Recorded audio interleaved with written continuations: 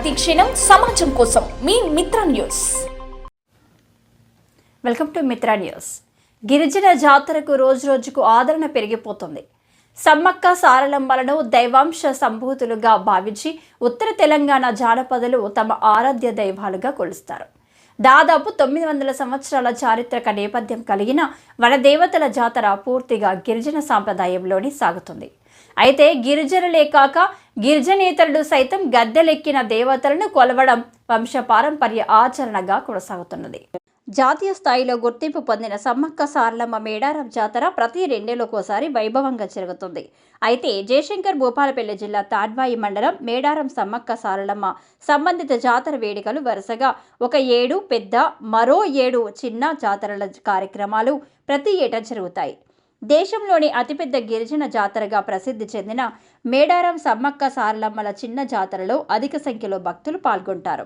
లక్షలాది మందిని ఆకర్షించే మేడారంలో గురువులు లేదా స్వామీజీల లాంటి వారు మహిమాన్వితులుగా భావించబడేవారు ఎవరూ ఉండరు. సమ్మక్క సారలమ్మ గద్దెల వద్ద కేవలం ఒకనాడు నిరక్షరాస్యులుగా నేడు ప్రాపంచిక విషయాలపై అవగాహన ఉన్నట్లు కనిపించే గిరిజన పూజారులు మాత్రమే ఉంటారు. పరాధీనులు కావడానికి అంగీకరించక తల ఒగ్గక లక్ష్యం కోసం ఆత్మార్పణం గావించిన సమ్మక్క సారలమ్మలను దైవాలకు ప్రతిరూపాలుగా భావించే గిరిజనులు సాంప్రదాయ ఆచారస్తులకు మన దేవతల జాతరకు శతాబ్దాలుగా శ్రమకోర్చి పిల్ల పాపలతో తరలి వెళ్లడం వెనుక కోట్లాది మంది భక్తుల మొక్కువోని విశ్వాసం ఉంది. మొదటిసారి మేడారంలో సమ్మక్క సారలమ్మను దర్శించుకునేవారు తప్పనిసరిగా మరుసటి జాతరకు వస్తారని దీనికి కారణం. ఒకసారి దర్శనం చేసుకున్న వారికి కోరిన కోరికలు తీరుతాయని, మానసిక ప్రశాంతత, తమలో ఏదో తెలియని కొత్త చైతన్యం రావడమేనని అనుభవజ్ఞులైన భక్తుల నమ్మకం.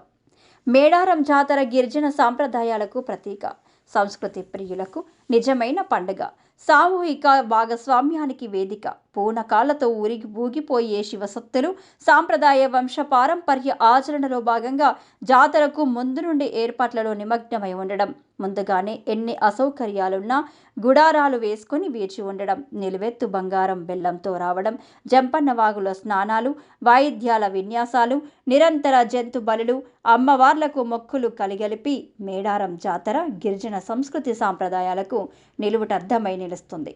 దేశ విదేశీ సందర్శకులను, భక్తులకు, యాత్రికులను, చారిత్రక పరిశోధకులను, ఫోటోగ్రాఫర్లను, జర్నలిస్టులను ఈ జాతర ఎంతగానో ఆకర్షిస్తుంది.